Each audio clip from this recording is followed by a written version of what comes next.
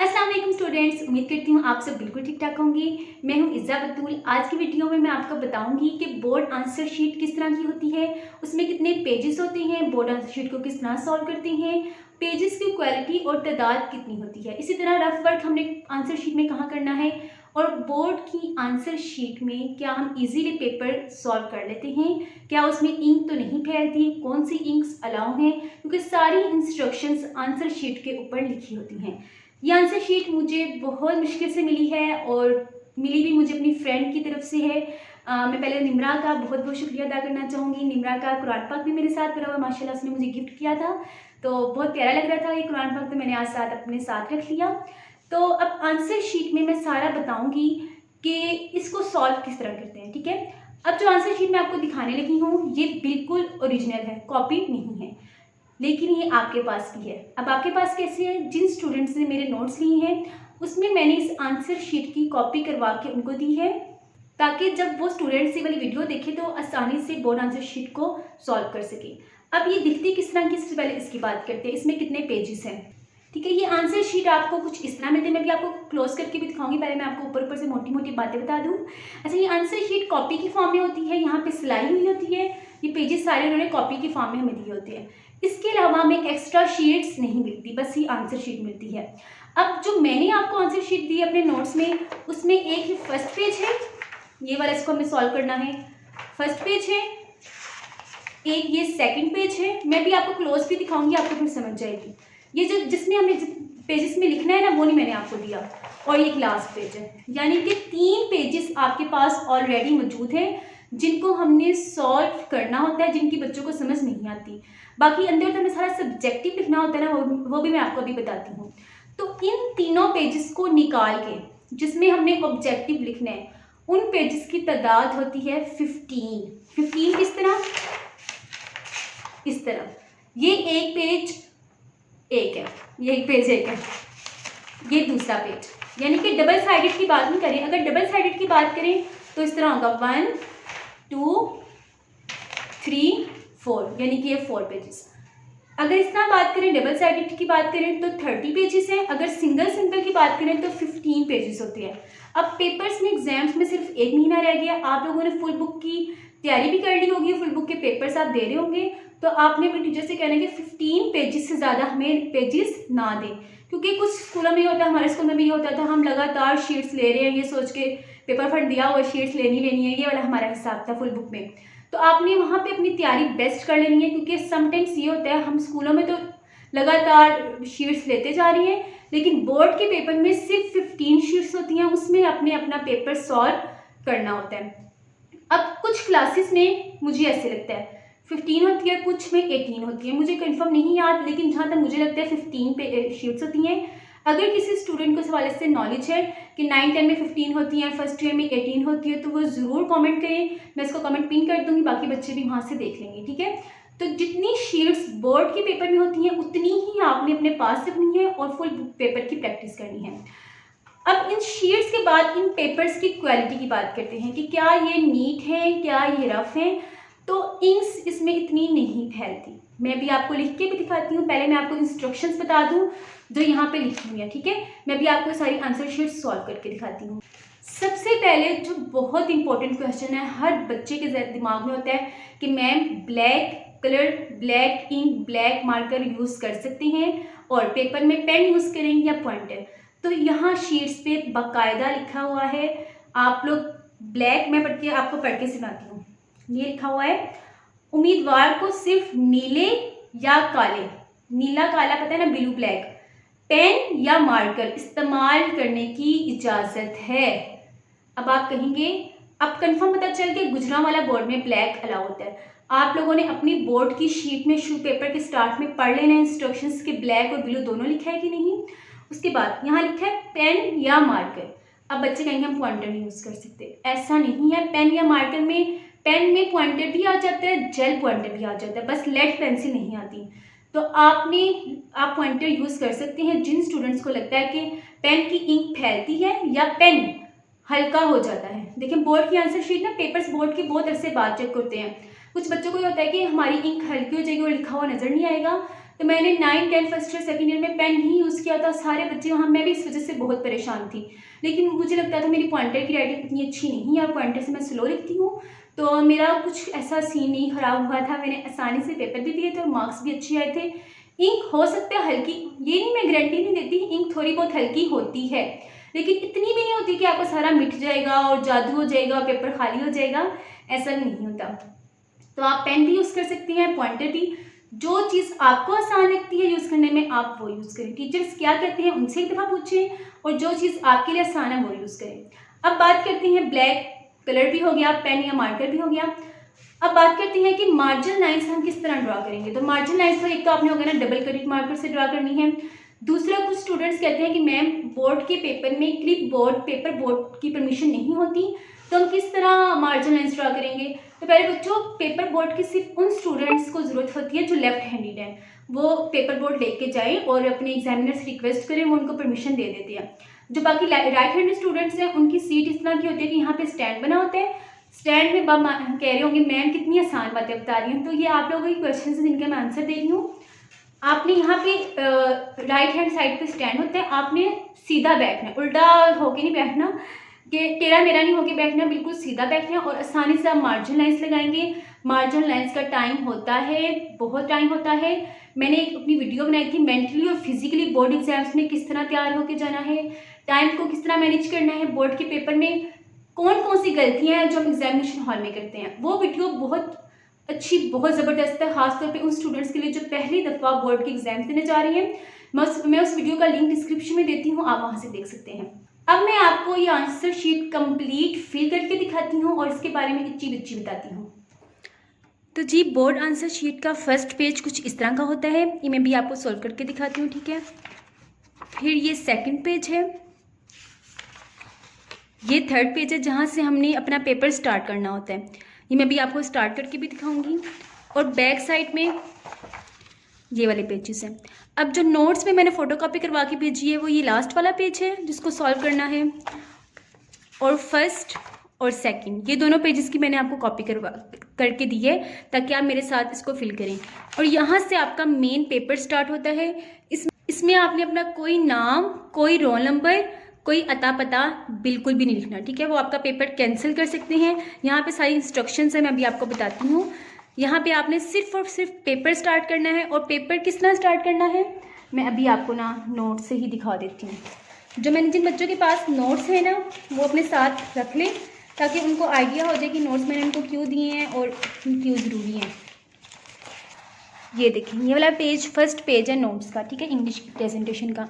आपने सेम इस तरह ना स्टार्ट करना, सेक्शन, क्वेश्चन, पार्ट और शॉर्ट क्वेश्चन अटेम्प्ट करना स्टार्ट कर देना। कहीं भी अपना नाम, रोल नंबर या क्लास, जो हम अपने स्कूल टेस्ट या कॉलेज टेस्ट करते हैं ना, इतना भरा भरा अपना नाम लिखा होता है, इज़्ज़ा बतूल, मैं भी इसी तरह करती थी, इतना बड़ा नाम, इतना बड़ा सेक्शन, यहाँ तक तो वो सारी इन्फॉर्मेशन कंप्लीट हुई। फिर यहाँ से मैंने पेपर करना स्टार्ट करना। बोर्ड का पेपर आपने बिल्कुल भी नहीं करना, आपने सेम ये पेपर प्रेजेंटेशन इस पेज पे छाप देनी है, वो कहते हैं ना छापना, वो आपने कर देना, ठीक है। सेम ये वाली पेपर प्रेजेंटेशन क्या करनी है, शॉर्ट क्वेश्चन की इधर करनी है। अब सॉल्व करते हैं। अच्छा, ये नोट्स जिन्होंने नहीं लिए या जो लेना चाहते हैं वो कॉन्टैक्ट नंबर है, आप उस पर कॉन्टैक्ट कर सकते हैं, ठीक है। हम ज़्यादा नोट्स की बात नहीं करेंगे। है तो यहाँ से मैं आपको सॉल्व करना दिखाती हूँ। सबसे पहले यहाँ ऊपर लिखा हुआ है, सही नज़र आ रहा है, गुजरांवाला, ये पंजाब बोर्ड की है तो ये गुजरांवाला लिखा हुआ है। अगर कोई और आपका डिस्ट्रिक्ट हो वो लिखा होगा। फिर ये लिखा हुआ शीट नंबर, ये शीट नंबर आपकी अटेंडेंस शीट, आपको ना एक और पेपर देते हैं जिसको अटेंडेंस शीट कहते हैं बोर्ड वाले, उसमें आपने अपना नाम, रोल नंबर और सारी चीज़ें लिखनी होती हैं, उसमें आपने ये शीट नंबर लिखना होता है, ठीक है। यानी कि ये भी आपके लिए ज़रूरी नहीं है। फिर आते हैं जी, पहले इस कॉलम को फिल करते हैं, या चलें पहले इसको कर लेते हैं। ये बॉक्सेस बने हुए हैं, इस सारे पेज को ना आपने खुद सॉल्व करना है। ये आपने लगानी है यहाँ पे डेट। अब डेट मैं लगा लेती हूँ, जैसे मैं अपनी डेट ऑफ बर्थ लिख देती हूँ, जैसे 15, ठीक है, 15 मई है, तो M का मतलब है मंथ, तो 5वां महीना है मई का, 5 से पहले हम लगा देंगे 0। ये यहाँ पे Y का मतलब है ईयर, साल कौन सा है, तो हम लगा देते हैं जी 2021 लगा देते हैं, ठीक है। इस तरह आपने लिख लिया। अब ये बात सुनिए, मैं किस चीज़ से ये फिल कर रही हूँ तो मैं बताना ही भूल गई, मैं ये बॉल पेन से फिल कर रही हूँ। आपने आंसर शीट की जो ये वाली इंस्ट्रक्शंस हैं और ये जो फिल करना है बबल शीट को, इसको सॉल्व करने के लिए आपने वो चीज़ लेनी है जिसकी इंक ना फैलती हो। कोशिश करें, वैसे ये पेपर ना बहुत हार्ड है, काफ़ी अच्छी क्वालिटी का पेपर है, तो इसमें आप यूज़ कर लें पॉइंटर या फिर आप ये बॉल पेन यूज़ करें, ठीक है। ये बहुत स्मूथ लिखता है, इससे आपकी इंक भी नहीं फैलेगी। ये कौन सी पियानो की बॉल पेन है, बहुत स्मूथ लिख रही है, बहुत बड़ा मज़ा आ रहा है लिखने का। या आप पॉइंटर यूज़ कर लें। अब ब्लैक भी यूज़ कर सकते हैं, ब्लू भी, तो मैं ब्लू यूज़ कर रही हूँ, आप ब्लैक या ब्लू। ये देखिए यहाँ लिखा, उम्मीदवार को सिर्फ नीले या काले पेन या मार्कर इस्तेमाल करने की इजाज़त है। अब मॉर्निंग इवनिंग का तो सबको पता होता है, जिसका मॉर्निंग में है वो मॉर्निंग बता दे। सुबह के टाइम पेपर है, जिसका शाम के टाइम है, शाम के टाइम का मतलब है 2 बजे से या 3 बजे से, तो मैं अपने से लगा देती हूँ। अभी रात का वक्त हो रहा है, मैं इवनिंग लगा देती हूँ। अच्छा, अब बबल्स फिल करते हुए ना आपने आराम आराम से बबल्स फिल करने हैं, कोई जल्दी नहीं करनी। ये देखिए उन्होंने बताया हुआ है इस तरह फिल करने हैं, ये ऐसे ख़राब भी नहीं करने और बिल्कुल ऐसे भी नहीं कि सही तरह फिल ही ना हो। तो मैं आपको अपना बताऊं, जब मैंने 9th क्लास का फर्स्ट पेपर दिया था ना, मुझे बबल्स ही नहीं सही फिल करने आ रहे थे, क्योंकि हमारे स्कूल वाले हमें इतने बड़े बड़े बबल्स देते थे, जैसे रोल नंबर का बबल है ना, गोल इतने बड़े बड़े, तो हम उसको ऐसे ऐसे फिल करते थे। यहाँ पे इतने छोटे छोटे बबल्स थे, तो मैं इतना परेशान हो गई थी और मेरे हाथ इतने कांपते हैं कि मैं बबल्स फिल करते हुए एक मेरा वहाँ जा रहा होता, एक मेरा वहाँ जा रहा होता। फर्स्ट पेपर था मेरा इंग्लिश का, मैंने बहुत मुश्किल से फिल किया और वहाँ की टीचर्स ने मुझे, एग्जामिनर ने इतना डरा दिया था। वो कह रही थी अगर थोड़ा सा भी बाहर हुआ ना, मैंने ये पढ़ लिया ना, थोड़ा सा भी बाहर हुआ आपका कैंसिल हो जाएगा। तो मैं इतना परेशान हो गई थी। तो आपने आराम आराम से फिल करना, परेशान नहीं होना, और स्कूल वालों से कहना कि हमें छोटे बबल्स लें। मुझसे ये कभी भी नहीं सही होते थे, क्योंकि मेरे ना हाथ बहुत काम देखें, अभी भी मैं ना दूर हूँ ना, फोकस नहीं है मेरा। आपने बिल्कुल फोकस से बिल्कुल प्यारे अंदाज से ना सॉल्व करना है स्मूथली। ये इवनिंग हो गया। उसके बाद यही सेम डेट की जो आपने यहाँ पे लिखनी है ना, इसको यहाँ पे छाप देना है। 15, ये निशान लगाया, 5/2021, बस इस तरह आपने लिख दिया। अब आप अभी मैं ये भी फिल करती हूँ, पहले ये कर लें। मैट्रिक में है या इंटर में है, 9-10 के पेपर दे रहे हैं तो मैट्रिक पे, इंटर में FSC पार्ट 1 इंटर आ जाता है, पार्ट 2 आ जाता है, या आइकम या FA सिंपल, तो मैं इंटर लगा देती हूँ अपनी तरफ से। बबल्स आपने सही फिल कर दिया। पार्ट 1 और पार्ट 2 का मतलब है, अगर आप 9-10 में है, सॉरी अगर आप 9th क्लास में है या फर्स्ट ईयर में, तो आप पार्ट 1 लगाएंगे। अगर आप सेकेंड ईयर या मैट्रिक में है तो आप पार्ट 2। तो मैं लगा लेती हूँ सेकेंड ईयर, अपना सारा मैं बता देती हूँ ना। ये अब देखिए मेरा ना फोकस इसलिए नहीं सही हो रहा है क्योंकि मेरा जो मुंह है ना वो बबल शीट से बहुत दूर है, आइज़ मेरी बहुत दूर है, क्योंकि मैं वीडियो बना रही हूँ, इसलिए मैं बहुत नज़दीक, आंखें ना पेपर के बहुत नज़दीक करके काम करती हूँ, इस वजह से मेरे सर में भी हमेशा ही दर्द रहते हैं। तो आप लोगों ने बिल्कुल फोकस और आराम से लगाना है। एनुअल है कि सप्ली अगर आप रिपीट कर रहे हैं, पेपर दोबारा दे रहे हैं, तो ज़्यादातर बच्चे एनुअल ही देते हैं। जो पहली दफ़ा दे रहे हैं यानी कि सिंपल पेपर, वो इसको फिल करेंगे। मॉर्निंग इवनिंग फिर आ गया है, तो जो यहाँ पे लगाया था ना इवनिंग, अगर इवनिंग में है तो यहाँ लिखेंगे, ठीक है। ये बस आपने ना फिल कर देना। मैं जल्दी जल्दी कर रही हूँ, वीडियो बड़ी लंबी हो जानी है। सब्जेक्ट का नाम पूरा लिखना है, फॉर एग्जाम्पल इंग्लिश है तो आपने पूरा लफ्ज़ लिखना है इंग्लिश, कैपिटल लिख दें, स्मॉल लेटर से लिख दें, कोई फ़र्क नहीं पड़ता। अब बात करते हैं जी मेन चीज़ रोल नंबर की। अब अगर आपका रोल नंबर गलत हो जाए ना तो बड़ी परेशानी का सामना करना पड़ता है। और मैं देख रही थी यहाँ पे कहीं लिखा भी हुआ था कि रोल नंबर करेंगे तो आपको जुर्माना हो जाएगा, पेपर कैंसिल हो जाएगा, लेकिन आपने रोल नंबर की अच्छी सी प्रैक्टिस कर लेनी है।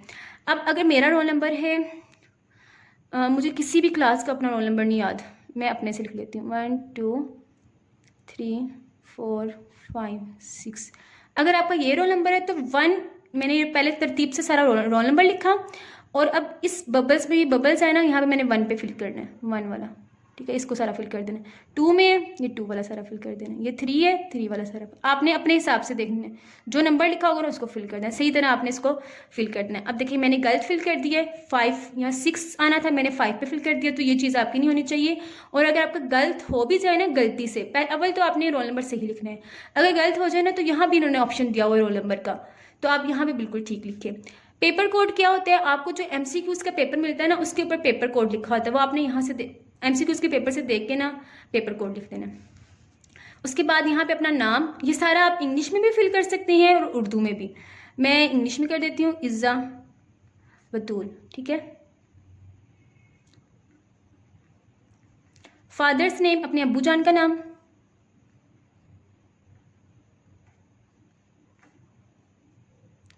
आराम आराम से आप फिल करें, कोई आपको जल्दी नहीं है, आराम आराम से। Khaqan Babar. Roll number in words, अब इसका क्या मतलब है? पूरी आपने रोल नंबर को ना जिस तरह बोलते हैं ना 1,10,506 उस तरह लिखना है उर्दू में। अगर इंग्लिश में लिखना है तो ये क्या होगा? 1 10 100 1000 10,000 1,23,456। ये सारा आपने यहाँ पे इंग्लिश में लिखना है तो इंग्लिश में लिख दें, उर्दू में लिखना है तो उर्दू में। उर्दू में क्या होगा? 1,23,456 छप्पन। तो आपने ये सारा इस तरह लिखना है, ठीक है। ये आपको रोल नंबर इन वर्ड्स आना चाहिए। जैसे मैं ये वाला लिखती हूँ, अब ये देखिए यहाँ पे मेरा रोल नंबर पूरा पूरा नहीं आ रहा, तो आपने ज़रा छोटा लिखना है कि इस बॉक्स में आपका रोल नंबर कंप्लीट हो जाए। नहीं कंप्लीट हो रहा तो यहाँ नीचे लिखते हैं, ठीक है। इससे कोई फर्क नहीं पड़ता, लेकिन मेरा काम गंदा लगेगा इसलिए मैं नीचे नहीं लिख रही, मैं तो सिर्फ आपको समझा रही हूँ। आगे लिखा है सिग्नेचर ऑफ कैंडिडेट। कैंडिडेट आप हैं, आपने यहाँ पे अपना सिग्नेचर करना है। अच्छा, जब मैंने फर्स्ट टाइम पेपर दिए थे ना तो मैं इतना परेशान होगी, मैंने कहा हे अल्लाह, मैंने तो सिग्नेचर ही नहीं करना सीखे, क्योंकि 9-10 में मुझे अपने सिग्नेचर नहीं करने आते थे। तो आते थे लेकिन इतने अच्छे नहीं आते। अब मैं इतना परेशान हूँ यहाँ पे क्या सिग्नेचर करूँ, मुझे नहीं आ रहे। तो वहाँ पे टीचर ने बताया कि आप सिंपल अपना नाम लिखते हैं, ठीक है। सिग्नेचर का मतलब है सिंपल अपना नाम। जैसे आप सिंपल अपना नाम इस तरह भी लिख सकते हैं, उर्दू में भी लिख सकते हैं, और जो सही सिग्नेचर अगर आपको आते हैं आप वो भी कर सकते हैं। लेकिन आपने वो सिग्नेचर करने हैं जो आप ना हर जगह यूज़ करके आए हो, यानी कि आपने जब अपनी रोल नंबर स्लिप्स बनवाने के लिए अपनी इन्फॉर्मेशन दी हो या जब भी कोई इन्फॉर्मेशन दी हो तो आपने जो सिग्नेचर यूज़ किया वो करने हैं। अगर यहाँ पे आपका कोई काम नहीं है, ये डिप्टी सुप्रीडेंट का काम है यहाँ पे सिग्नेचर करना, ठीक है। ये पेज आपका इस तरह कंप्लीट फिल हो जाएगा, ठीक है। अब करते हैं जी नेक्स्ट पेज की तरफ। ये इंस्ट्रक्शंस आपको मैंने सारी बता दी हैं, मोटी मोटी सारी बातें मैंने आपको बता दी हैं। यहाँ पे आपने अपना थंब लगाना है, अंगूठा लगाना है, वो आपको देंगे। अंगूठा नहीं देंगे आपको, वो इंक देंगे जिसके ऊपर आपने इस तरह रख के, मेरे पास है वो, मैं अभी निकालती हूँ, बल्कि मैं लेके आती हूँ। हाँ जी, ये इस तरह की होगी। देखिए मैंने हर चीज़ ना रखी है कि मैं इस बच्चों को सही तरह समझा लूँ। ये इस तरह का होगा, इसमें आपने अपना थंब लगाना है, ठीक है। ये इस तरह का हो जाएगा काला, और यहाँ पे आप अपना थंब इस तरह थंब लगाएंगे, ठीक है। ये तो अच्छा हो गया, यहाँ पे थंब लगाएंगे। बाकी ये सारा आपने नहीं देखना, इसको बस यहाँ नज़रें नहीं फेरनी अपनी, ठीक है। ऊपर वाला सारा आपने खुद सॉल्व करना है। दस्तखत उम्मीदवार का मतलब है कि आपने यहाँ पे अपना नाम लिखना है। जैसे मैं अपना नाम लिखती हूँ,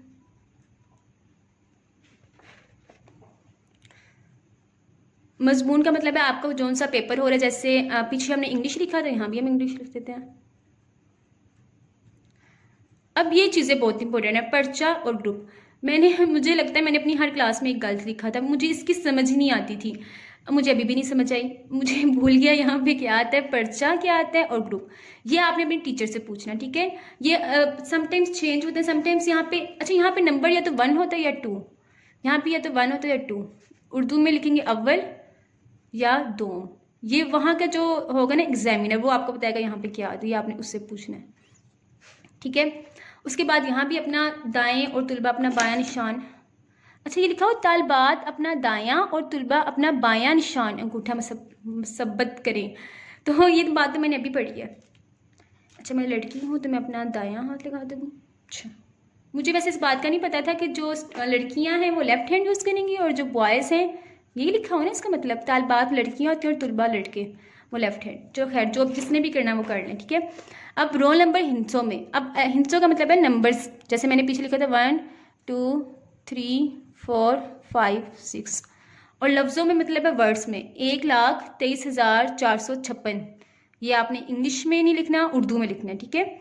ये यहाँ पूरा नहीं आता तो आपको मैं भी लिख के दिखाती हूँ। पूरा नहीं ना आता तो आपने छोटा छोटा करके और 2 लाइंस बना देनी है। 1,00,000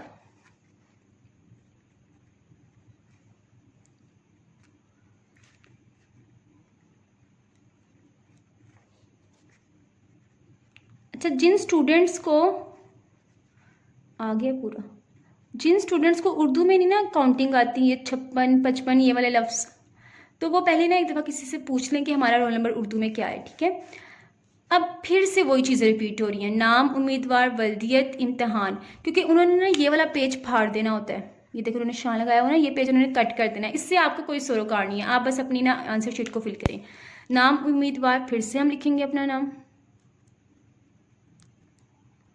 बल्दियत लिखेंगे, मेरे पापा का नाम है खाकान बाबर।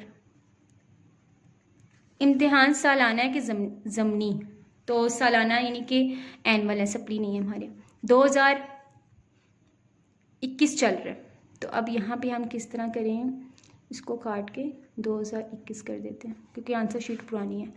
नाम इम्तिहानी सेंटर, जिस स्कूल में आपका सेंटर बना है, जिस स्कूल में आप एग्ज़ाम्स दे रहे हैं, उसका पूरा नाम लिख देना है। गवर्नमेंट स्कूल में ज़्यादा सेंटर बनता है तो हम लिख देंगे, मैं अपने यहाँ पे किसी का नाम लिख लेती हूँ, गवर्नमेंट हाई स्कूल नंबर 1, चलो लिखते हैं। उसके बाद दस्तखत डिप्टी सुप्रीडेंट, यहाँ आपका कोई काम नहीं है, ठीक है। जो वहाँ की सुप्रीडेंट होगी ना, वो खुद आके साइन करेगी अपनी, ये आपने छोड़ देना है। फिर दोबारा सारा लिखना है। अच्छा, जब मैंने फर्स्ट टाइम, मैं आपको बार बार अपना एक्सपीरियंस बता रही हूँ, मुझे इतना गुस्सा आता था कि मैंने देखिए मजमून यहाँ ऊपर लिखा है ना, फिर लिखना है, और यहाँ पीछे भी हमने बताया, यानी कि इतनी डिटेल्स ना बतानी पड़ती है, इसलिए ध्यान से आपने बताना है। मजमून फिर से लिख लेते हैं इंग्लिश, उर्दू में लिखना है, ठीक है। इंग्लिश में भी लिख सकते हैं लेकिन कोशिश करें उर्दू में। पर्चा ग्रुप आपने वहाँ पूछ लेना कौन सा है, इम्तिहान सालाना है और 2021, ठीक है। फिर ये इंस्ट्रक्शंस मैंने आपको बता दी हैं, ये आप एक दफ़ा आप इसका स्क्रीनशॉट ले लें, ये इस तरह, और ये अब ले लें, ठीक है, और इंस्ट्रक्शंस आराम से पढ़ लें। यहाँ पे आपका कोई काम नहीं है। अब चलते हैं जी नेक्स्ट पेज की तरफ। अब नेक्स्ट पेज पे आपने, फिर से बता रही हूँ, बार बार बता रही हूँ, आपने इस तरह सॉल्व करना है। अब मैं आपको ये सॉल्व करके नहीं दिखाऊंगी क्योंकि इस टाइम मैं बहुत ज़्यादा थकी हुई हूँ। आप ये चीज़ यहाँ पे छाप देंगे। अब मैं आपको ना आंसर शीट के ऊपर लिख के दिखाती हूँ कि क्या इंक फैल तो नहीं रही। मैं अभी पेन और मार्कर लेके आई।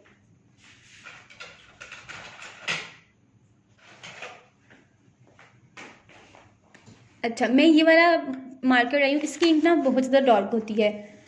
पहले मैं टेम्पो से लिख के दिखाती हूँ, देखते हैं जी इंक फैल रही है कि नहीं। ये मार्कर ठीक है। सबसे पहले हमने ऊपर क्या लिखना है, सेक्शन।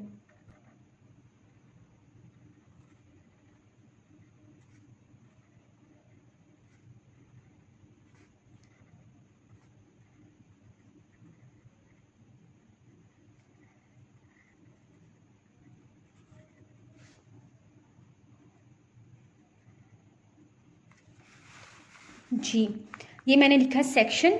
सेक्शन लिखने के बाद अब पीछे देखते हैं कि इंक फैल गई कि नहीं।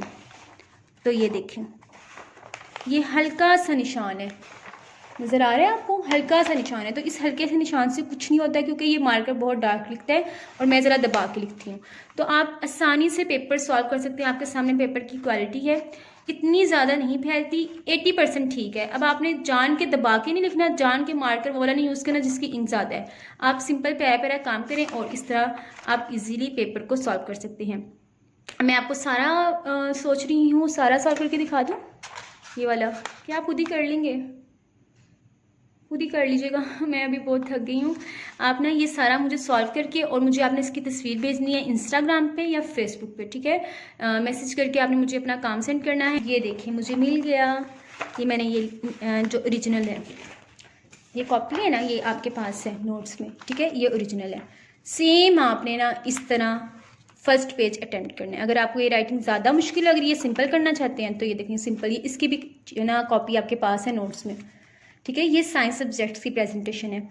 इस तरह आपने सॉल्व करना है फर्स्ट पेज को। अब पेपर की लास्ट में जो शीट्स खाली रह जाएंगी, ठीक है, जैसे मैंने इतना काम कर लिया, लाइन लगाने को दिल नहीं कर रहा है इस पेज पे, तो आपने हल्की सी ना ये लाइन इस तरह लगा देनी है आराम से, ठीक है, मार्कर से।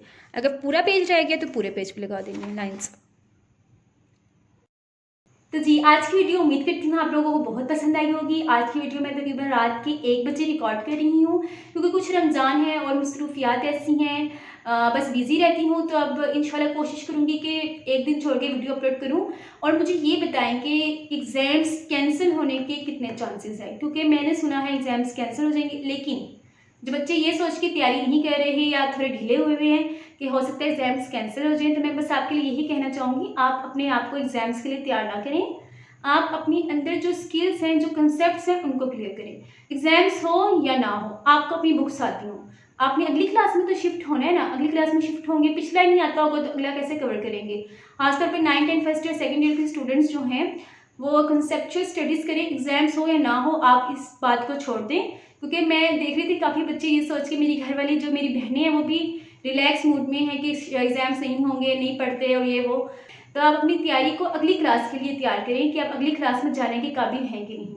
और एग्ज़ाम से रिलेटेड वीडियोस मैं बनाऊंगी कि एग्ज़ाम्स की तैयारी कैसे करनी है। वैसे मेरे चैनल पे बहुत सारी वीडियोस हैं, तो नेक्स्ट वीडियो फिर भी आप मुझे बताएं कि किस टॉपिक से रिलेटेड होनी चाहिए। और अपना ढेर सारा ख्याल रखें, दुआओं में याद रखें। अल्लाह हाफिज़।